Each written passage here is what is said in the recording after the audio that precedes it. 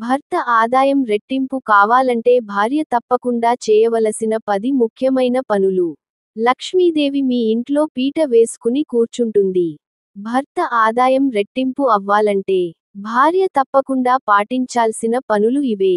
ఏ భార్య అయితే ఈ పనులు తూచా తప్పకుండా పాటిస్తుందో వారి ఇంట్లో లక్ష్మీదేవి పీట వేసుకుని కూర్చుంటుంది అని తాళపత్ర నిధి అనే గ్రంథాల్లో ఋషులు చెప్పారు.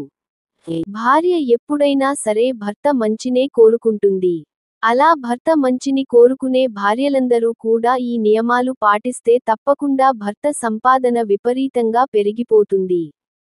భర్తకు అదృష్టం ఐశ్వర్యం కలిసి వస్తాయి. ఇంట్లో ధనం మిగలాలి అన్నా, ఆర్థిక సమస్యలు పోవాలి అన్నా, భర్త సంపాదన పెరగాలి అన్నా, స్త్రీలు కొన్ని తప్పులు అస్సలు చేయకూడదు. కొన్ని నియమాలను పాటించాలి. అవి తాళపత్ర గ్రంథాల్లో చెప్పారు. మరి ఆ నియమాలు ఏమిటో ఇప్పుడు మనం ఈ వీడియోలో వివరంగా తెలుసుకుందాం. ముందుగా ఈ వీడియోకి ఒక లైక్ కొట్టి మా ఛానల్ని సబ్స్క్రైబ్ చేసుకోండి. లైక్ కొట్టడం మాత్రం అసలు మర్చిపోకండి. ఈ వీడియోని ఎక్కడా కూడా స్కిప్ చేయకుండా చూడండి, అప్పుడే మేము చెప్పేది మీకు పూర్తిగా అర్థమవుతుంది. భర్త సంపాదన విపరీతంగా పెరగాలంటే భర్త ఇంటి నుండి బయటకు వెళ్ళిన ఒక ముహూర్త కాలం పాటు భార్య బట్టలు ఉతకకూడదు. అంటే మీ భర్త ఇంట్లో నుండి ఆఫీస్కి కావచ్చు, లేదా వ్యాపార స్థలానికి కావచ్చు, అంటే మీ భర్త ఆఫీసుకి పనికి వెళ్ళిన తర్వాత ఒక ముహూర్త కాలం పాటు బట్టలు ఉతకకూడదు. ముహూర్త కాలం అంటే 1 గంట పాటు. కనుక భర్త బయటకు వెళ్ళిన గంట వరకు బట్టలు ఉతకకూడదు. అలాగే భర్త ఇంట్లో నుండి ఏ పని మీద బయటకు వెళ్ళిన వెంటనే ఇల్లు ఉడకకూడదు. చెత్త ఇంటి బయట వేయకూడదు. కొంతమంది స్త్రీలు భర్త ఆఫీస్కి వెళ్ళగానే వెంటనే ఇంట్లో ఉన్న చెత్త అంతా కూడా తుడిచి డస్ట్ బిన్లో వేస్తారు. కానీ అలా కూడా చేయకూడదని శాస్త్రం చెబుతుంది. అలా కాదని భర్త వెళ్ళిన వెంటనే ఇల్లు తుడిస్తే భర్త సంపాదన పెరగదు, తగ్గిపోతుంది. కాబట్టి భర్త బయటకు వెళ్ళిన తర్వాత 1 గంట పాటు ఇంట్లో చెత్త ఊడవకూడదు. స్త్రీలందరూ ఈ విషయాన్ని గుర్తు పెట్టుకోండి. గంట తర్వాత ఇల్లు ఊడ్చుకోవచ్చు. అలాగే భర్త సంపాదన పెరగాలంటే భార్య ప్రతిరోజు ముఖానికి పసుపు రాసుకోవాలి. కాళ్లకు కూడా పసుపు రాసుకోవాలి. ప్రతిరోజు కాకపోయినా కనీసం శుక్రవారం అయినా సరే పసుపు రాసుకోవాలి. పసుపులో యాంటీబయోటిక్ ఉండటం వల్ల ఎటువంటి క్రిములైన దరి చేరవు. ముఖానికి పసుపు రాసుకోవడం వలన మొటిమలు కూడా రాకుండా ఉంటాయి. ముఖం కాంతివంతంగా ఉంటుంది. అలాగే భర్త బాగుండాలంటే స్త్రీలు తప్పనిసరిగా పాపేట్లో కుంకుమను ధరించాలి. చాలామంది ఆడవారు కుంకుమ బొట్టు పెట్టుకుంటారు. కానీ పాపిట్లో కుంకుమ ధరించరు. కేవలం పెద్ద ముత్తైదువులు మాత్రమే పాపిట్లో కుంకుమ పెట్టుకోవాలి అనుకుంటారు. అలా అనుకోవడం తప్పు. పెళ్లైన ప్రతి స్త్రీ కూడా పాపిటల్లో కుంకుమ తప్పనిసరిగా ధరించాలి. లక్ష్మీదేవి స్థానాలలో పాపిట ఒకటి. కనుక స్త్రీలు ఖచ్చితంగా కుంకుమ పాపిట్లో ధరించాలి. చాలామంది ఆడవారు కుంకుమ బొట్టు పెట్టుకుంటారు. కానీ పాపేట్లో కుంకుమ ధరించరు. కేవలం ముత్తైదువులు మాత్రమే పాకెట్లో కుంకుమ పెట్టుకోవాలి అనుకుంటారు. అలా అనుకోవడం తప్పు. పెళ్లైన ప్రతి స్త్రీ కూడా పాపేట్లో కుంకుమ తప్పనిసరిగా ధరించాలి. లక్ష్మీదేవి స్థానాలలో పాపిటి ఒకటి కనుక స్త్రీలు ఖచ్చితంగా కుంకుమ పంపిట్లో ధరించాలి. అలాగే భర్త బాగుండాలంటే స్త్రీలు చేతికి తప్పనిసరిగా పచ్చ గాజులు ధరించాలి. అలాగే తలలో పూలు ధరించాలి. గులాబీ పూలు, మల్లెపూలు, చామంతి పూలు, ఇలా ఏదో ఒక పువ్వును పెట్టుకోవాలి. అలాగే భర్త బాగుండాలంటే స్త్రీలు ఎప్పుడూ మెడలో మంగళసూత్రం వేసుకోవాలి.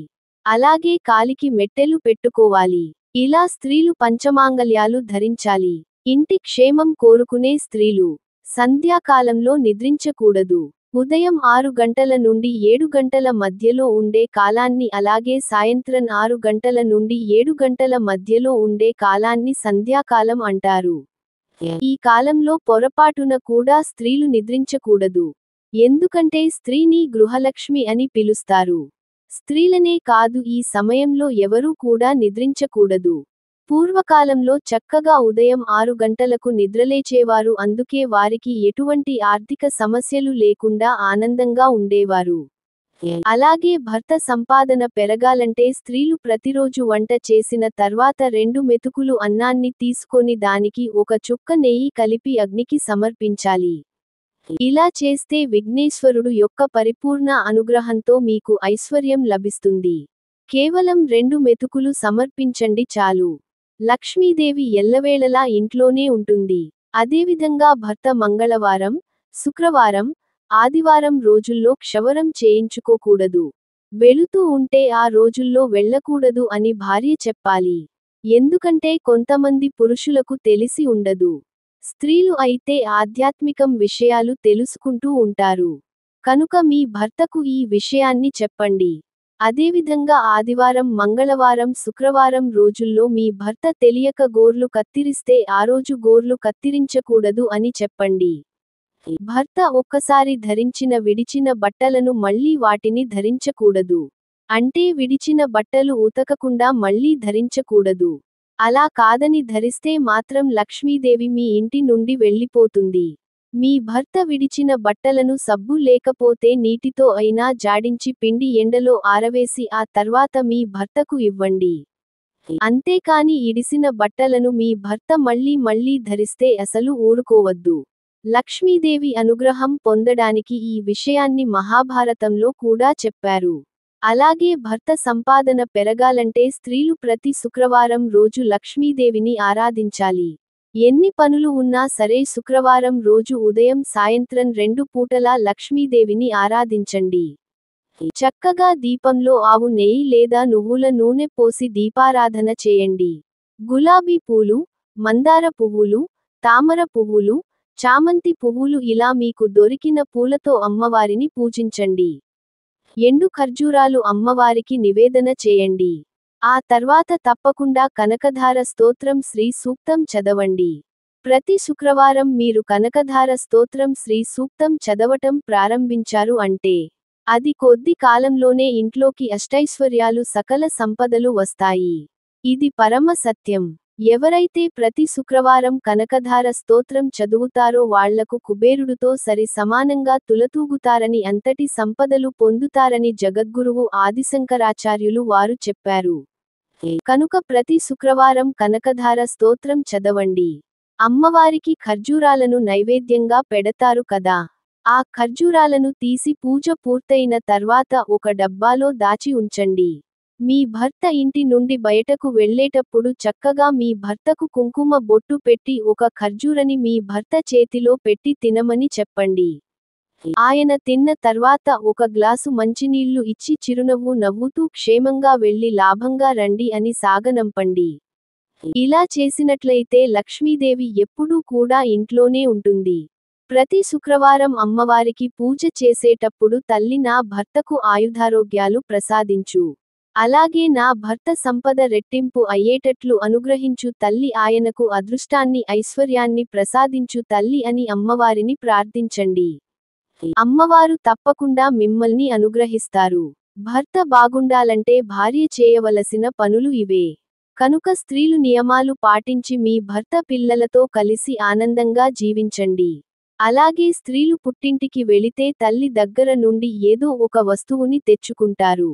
ఎంతో ప్రేమగా తల్లిదండ్రులు కూడా కూతురుకు కావలసిన వస్తువులు సమకూరుస్తూ ఉంటారు.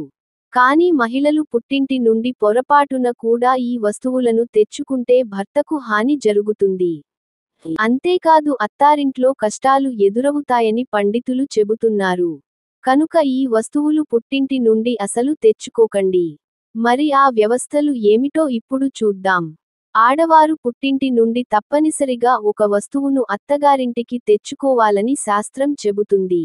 అది ఏంటంటే తల్లిదండ్రులు ప్రేమ. ఆడపిల్లలు ఎంత కావాలంటే ఎంత ప్రేమ ఆ తల్లిదండ్రుల దగ్గర నుండి తెచ్చుకొని అత్తమామలు దగ్గర చూపించాలి. అత్తవారింటికి వెళ్ళిన తర్వాత వారిని తల్లిదండ్రులుగా భావించాలి. అత్తమామలు కూడా ఆమెను కన్న కూతురి కంటే ఎక్కువగా చూసుకోవాలి. కాబట్టి మహిళలు పుట్టింటి నుండి పోరాడంత ప్రేమను తెచ్చుకొని అత్తారింట్లో ఆ ప్రేమను పంచాలి. పుట్టింటి నుండి తెచ్చుకోవాల్సిన వాటిలో ఇది చాలా ముఖ్యమైనది. అలాగే పుట్టింటి నుండి కొన్ని వస్తువులను కూడా అత్తారింటికి తీసుకురాకూడదని శాస్త్రం చెబుతుంది. ఆడపిల్లలు కోసమేనా ఇది నాది అంటూ వస్తువులు తనకోసమే తీసుకుంటూ ఉంటారు. ఇది సాధారణంగా ఆడపిల్లలకు పుట్టింటిపై ఉండే హక్కుగా భావిస్తూ ఉంటారు. అలా తీసుకుని వెళ్తే వస్తువులలో కిరాణా సామాన్లు, బంగారం, ఇంటి అలంకరణ వస్తువులు, తినిబండారాలు, అమ్మ చీరలు, నగలు వంటివి ఎక్కువగా ఉంటాయి. కానీ ఇలా అమ్మ ఇంటి నుండి కొన్ని వస్తువులు తీసుకు వెళ్ళకూడదు అని పెద్దలు అంటూ ఉంటారు. మీరు ఇంతకుముందు పుట్టింటి నుండి ఈ వస్తువులు తెచ్చుకుంటే వెంటనే వాటిని తిరిగి ఇచ్చేయండి. మరి ఏ వస్తువులు తీసుకువెళ్ళకూడదు ఇప్పుడు మనం తెలుసుకుందాం. దాని వలన మీ పుట్టింటికి అత్తారింటికి మధ్య కలిగే ప్రభావాలు అరికట్టండి. సాధారణంగా పెళ్ళైన ఆడవారు పుట్టింటికి వెళ్లి వచ్చేటప్పుడు చాలా రకాల వస్తువులు తెచ్చుకుంటూ ఉంటారు. అందులో ముఖ్యమైన కొత్త దుస్తులు, స్వీట్లు, మసాలాలు, కిరాణా సామాన్లు, కారాలు, పచ్చళ్ళు, ఇలా అమ్మగారి ఇంటి నుండి సామాన్లు వారి జ్ఞాపకంగా తెచ్చుకుంటూ ఉంటారు. అలాగే ఆడపిల్లలు పుట్టింటికి వచ్చినప్పుడు ఏదైనా వస్తువు అడిగితే చాలు ఎంతో ప్రేమగా తల్లిదండ్రులు ఆ వస్తువులను ఇచ్చేస్తూ ఉంటారు. అంతేకాకుండా పుట్టింటి నుండి తీసుకోండి ప్రతి చిన్న వస్తువు మీద ఆడపిల్లకు ఎంతో మమకారం ఉంటుంది. పుట్టింటికి ఆడపిల్లలకు ఉన్న సంబంధం విడదీయరానివి. అయితే పుట్టింటి నుండి తెచ్చుకోకూడని వస్తువుల్లో మొదటిది పదునుగా ఉండే వస్తువులు కత్తెరలు, కత్తులు, చాకులు, సూదులు, కత్తి పీటలు లాంటివి వస్తువులు ఎప్పుడూ కూడా పుట్టింటి నుంచి తెచ్చుకోకూడదు. అలా తెచ్చుకుంటే భర్తకు శాంతి ఉండదు. అంతేకాదు పుట్టింటి నుండి మెట్టినింటికి మధ్య వివాదాలు ఏర్పడతాయి. చిన్న విషయాలు కూడా పెద్ద గొడవగా మారి సలహాలు ఏర్పడతాయి. కాబట్టి పదునుగా ఉండే వస్తువులను ఇనుప వస్తువులను పుట్టింటి నుండి ఆడవారు అస్సలు తెచ్చుకోకూడదు. పలుగు గొడ్డలి ఇలాంటి వస్తువులు కూడా ఎట్టి పరిస్థితుల్లోనూ పుట్టింటి నుండి అత్తవారింటికి ఆడపిల్లలు అసలు తీసుకువెళ్ళకూడదు. ఇలా చేశారంటే మాత్రం మీకు గొడవలు కలుగుతాయి. అత్తారింటి నుంచి పుట్టింటికి దారి అనేది లేకుండా పోతుంది. కొంతమంది అమ్మలు కూతుర్లకు మసాలా సామాన్లు, వడియాలు ఇచ్చి పంపిస్తారు. అలాగే పండించిన లేదా చౌకగా వచ్చిందని చింతపండును కూడా ఇస్తూ ఉంటారు. కానీ చింతపండును అలాగే ఉప్పును పొరపాటున కూడా పుట్టించి స్త్రీలు తెచ్చుకోకూడదు. తెలియక చేస్తే భర్తకు అనారోగ్య సమస్యలు వస్తాయి. పుట్టింటికి మనస్పర్ధలు వస్తాయి. వీటితో పాటు బియ్యం కొలవడానికి వాడే డబ్బాలు అలాగే చాట, రోలు, రోకలి వంటివి కూడా పుట్టినరోజు నుండి అసలు తీసుకు రాకూడదు. అలాగే తిరగలని కూడా పుట్టింటి నుంచి తెచ్చుకోకూడదు. మీ భర్తకు అన్ని విషయాలకి కోపం వస్తుంది. ఇలా తెచ్చుకుంటే మీ భర్తకు ఒత్తిడి పెరుగుతుంది. ఇంటిలో గొడవలు వచ్చే ప్రమాదం ఉంది. కొంతమంది పత్తి పండిస్తారు. అటువంటివారు ఆడపిల్ల ఇంటికి వస్తే పత్తితో ఒత్తులు చేసి ఆ ఒత్తులు కూడా ఇస్తూ ఉంటారు. కానీ అలా పత్తిని కూడా మహిళలు పుట్టింటి నుండి తెచ్చుకోకూడదు. తెచ్చుకుంటే భార్యాభర్తల మధ్య సమస్యలు వస్తాయి. అలాగే అత్తమామలతో విభేదాలు వస్తాయి. పుట్టింటి వారి సంపదహరించకపోతుంది. అలాగే కొంతమంది ఇళ్లలో కొబ్బరి చెట్లు ఎక్కువగా ఉంటూ ఉంటాయి. కొబ్బరి ఆకులతో చేసిన చీపురు కూడా పుట్టింటి నుంచి ఆడపిల్లలు తెచ్చుకుంటూ ఉంటారు. కానీ అలా చీపురును కూడా పుట్టింటి నుండి ఆడపిల్ల తెచ్చుకోకూడదు. ఎందుకంటే చీపురు అనేది లక్ష్మీదేవి స్వరూపం. శుభ్రపరచడానికి ఉపయోగిస్తాం కాబట్టి పుట్టింటి నుండి ఆడవారు మెట్టినింటికి చీపురిని అస్సలు తీసుకురాకూడదు. ఇక అమ్మ వాళ్ళు ఇంట్లో ఆకుకూరలు కూరగాయలు మిరపకాయలు పండించినప్పుడు వాటిని కూడా ఆడపిల్లకు ప్రేమగా ఇచ్చి పంపుతూ ఉంటారు. వీటిని కూడా అసలు తెచ్చుకోకూడదు. అలాగే చేదు వస్తువులను అంటే కాకరకాయ, మెంతికూర ఇలాంటివి కూడా పుట్టింటి నుండి తెచ్చుకోకూడదు.